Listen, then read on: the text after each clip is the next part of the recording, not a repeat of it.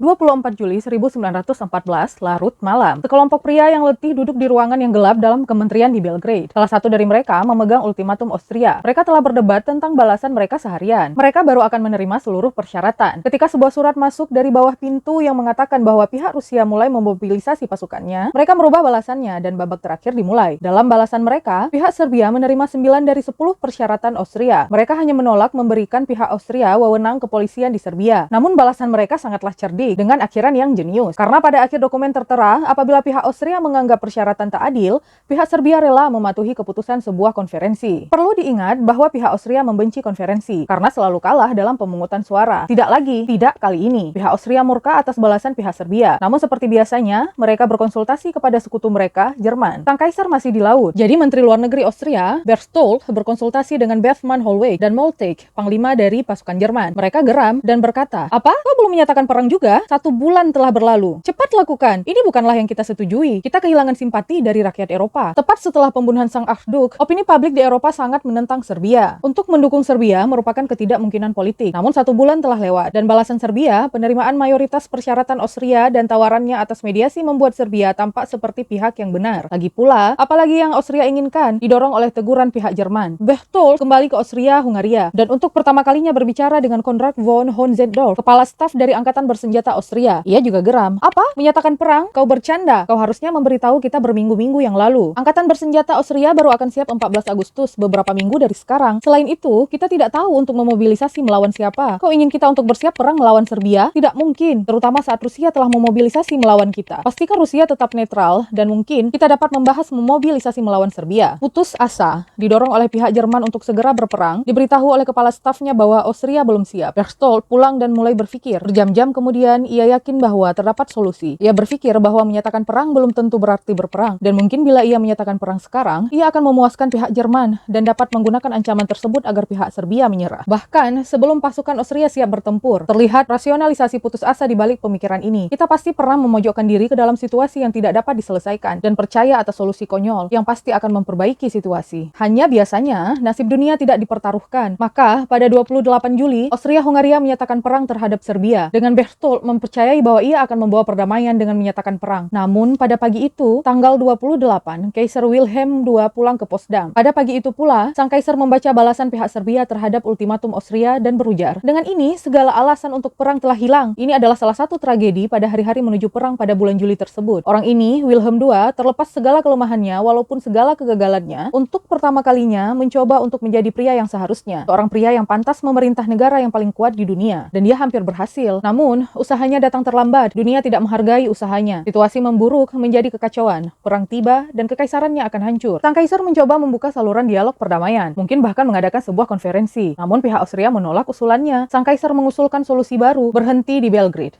Belgrade, ibu kota Serbia, terletak hanya beberapa mil dari perbatasan Austria. Apabila pasukan Austria menduduki ibu kota Serbia, mereka dapat menyatakan kemenangan dan tidak mempermalukan diri sendiri, dan menunjukkan pada Eropa bahwa mereka tak berniat menduduki Serbia, dan mereka dapat mencapainya cukup cepat untuk mencegah serangan Rusia. Namun usulan ini harus diajukan melalui Bethmann, dan Bethmann berada di Berlin. Dan pada 1914, walaupun hal ini tampak tak mungkin, belum ada jaringan telepon antara Berlin dan Potsdam, sehingga Bethmann tidak dapat menjawab secara langsung. Bethmann merasa skeptis atas rencana berhenti di Belgrade, tapi melainkan mengemudi ke Potsdam untuk klarifikasi. Ia meneruskan rencana itu ke agen Jerman di Austria dengan instruksi untuk jangan memaksa pihak Austria untuk menggunakan rencana tersebut tanpa bahkan menyebutkan bahwa rencana tersebut berasal dari sang kaisar. Sementara itu di Rusia, Sazonov mendapat laporan bahwa pihak Austria menembaki Belgrade. Laporan ini tidak benar. Angkatan bersenjata Austria belum siap melakukan apapun hingga 14 Agustus. Namun Sazonov tidak mungkin mengetahui hal itu. Sehingga Sazonov, salah satu penentang terakhir dari mobilisasi Rusia secara penuh, menghentikan penentangannya dan menyatakan bahwa dirinya mendukung mobilisasi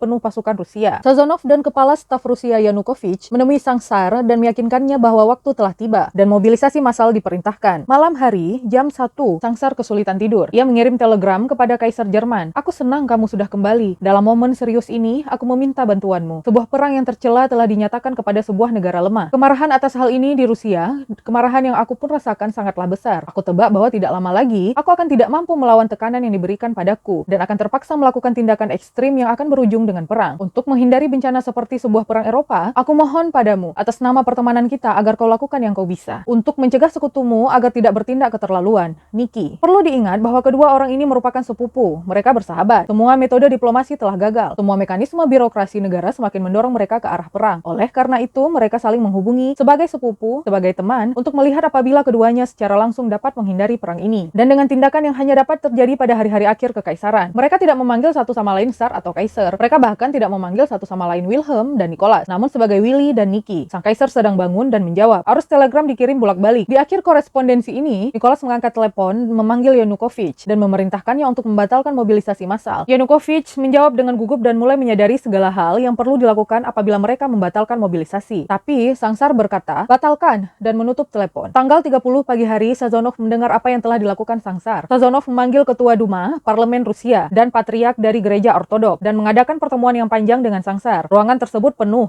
panas, dan diskusi berputar-putar. Lalu Nicholas menyendiri, memandang keluar ke arah Saint Petersburg, mencoba berpikir. Setelah merenung beberapa menit tanpa mencapai keputusan, seorang pria muda dengan jabatan asisten berdiri dekat Tsar dan berkata, "Yang mulia, kita tahu seberapa sulit pastinya bagi Anda untuk memutuskan. Walaupun tak berniat, kata-kata ini menyayat. Tsar Nicholas sejak dulu dikenal sebagai pemimpin yang lemah, bimbang, dan tak berdaya. Ia membenci hal itu. Ia ingin menghilangkan segala panggilan buruk yang diberikan padanya selama bertahun-tahun. Ia ingin menunjukkan pada dunia bahwa ia bukanlah seorang pangeran gadungan yang tidak dapat membuat keputusan." Dan begitu saja, dengan kata-kata dari seorang asisten yang namanya telah dilupakan, Nicholas berputar dan berkata, "Aku akan menandatangani perintah itu." Di Jerman, Bethmann mulai berubah pendapat. Mereka mendapat kemajuan dengan pihak Austria mengenai rencana berhenti di Belgrade. Pihak Inggris bahkan menyatakan dukungan mereka terhadap rencana tersebut. Tapi Berthold tidak ingin menerima rencana itu. Tidak dapat menerimanya kecuali pihak Rusia setuju untuk menghentikan mobilisasi mereka. Dan inilah dilema dari Perang Dunia I. Dalam era kereta api, di mana logistik dan jadwal waktu mendominasi strategi perang, di seluruh Eropa, dipercaya bahwa barang siapa yang mampu mengirim pasukannya ke medan perang saat sang musuh masih dalam proses datang, akan selalu mengalahkan musuhnya. Pihak tersebut akan menang tanpa perlawanan. Dan seperti kasusnya pasukan Austria, mobilisasi bisa memakan waktu berminggu-minggu. Sangatlah sulit untuk mengkoordinasi dan menggerakkan jutaan orang yang merupakan anggota pasukan modern. Dan apabila Rusia setuju dan membatalkan mobilisasi pasukannya, mereka akan tertinggal jauh. Jika Rusia menghentikan mobilisasi lalu Austria atau Jerman memutuskan untuk menyerang, Rusia akan kalah perang tanpa bahkan bertarung. Oleh karena itu, Rusia tidak dapat menghentikan mobilisasi. Tapi, jika Rusia melakukan mobilisasi, Jerman juga harus melakukan mobilisasi atau menghadapi dilema yang sama. Dan kini, karena Jerman telah melakukan mobilisasi, Prancis pun terpaksa melakukan mobilisasi. Lagi pula, perang Prancis-Prusia mengajarkan pihak Prancis apa yang akan terjadi apabila pasukan terlambat sampai ke medan perang. Dan Prancis menolak melakukan kesalahan yang sama. Dengan itu, domino mulai berjatuhan. Namun ada percobaan terakhir, usaha terakhir untuk menghentikan rantai sebab akibat agar tidak berujung ke perang. Portales, diplomat Jerman yang malang dengan sebuah peran dalam tragedi yang ingin dia cegah, namun tidak mampu, mengadakan pertemuan terakhir dengan Sazonov. Ia berkata ke Sazonov, batalkan mobilisasi massal.